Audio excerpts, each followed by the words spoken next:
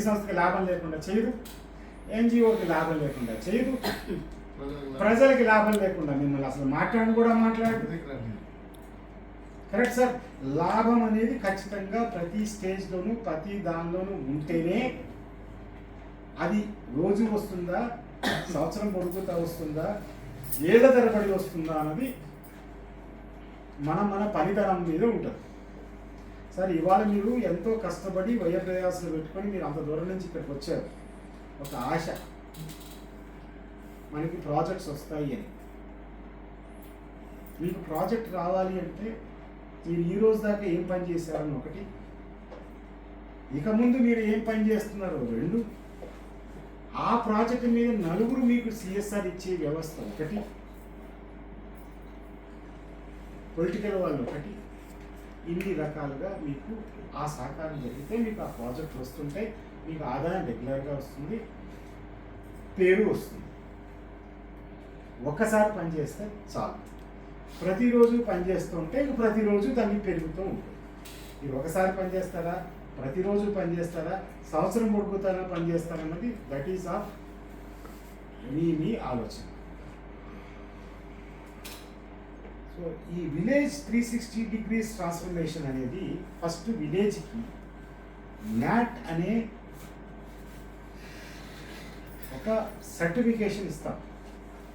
This village certified by not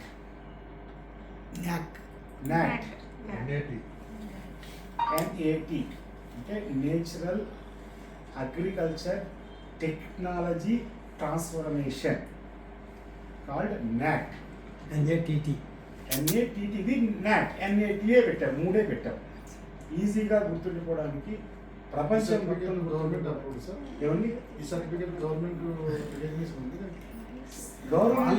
ఇస్తుంది, మేము ఇస్తున్నాం, గవర్నమెంట్తో సంబంధం.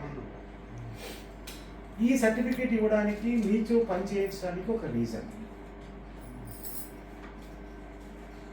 ప్రతి ఒక్కరికి మనకి చిన్నప్పుడే ఊహ తెలిసిన దగ్గర నుంచి మనకంటూ ఒక పేరు ఉందండి.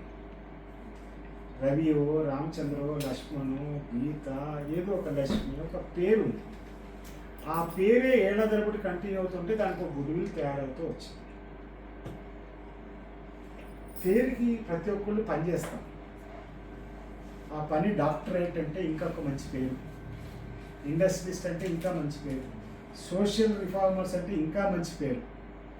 సో దానికోసం సోషల్ రిఫార్మింగ్ గురించే మనం ఎన్జిఓస్ పెట్టి మనం పనిచేస్తూ వచ్చాం. దీనికి గుర్తింపు కావాలి అంటే గిన్నీస్ బుక్ ఆఫ్ రికార్డ్స్ ఒక్క పర్సన్తో సాధ్యమా? కాదు, గ్రూప్ ఆఫ్ పీపుల్తో సాధ్యం. గిన్నీస్ బుక్ ఆఫ్ రికార్డ్ ఎక్కాలంటే గ్రూప్ ఆఫ్ పీపుల్తో సాధ్యం, ఒక్క పర్సన్తో సాధ్యం కాదు. ఆ రికార్డ్ ఏమై ఉండాలి? నేషన్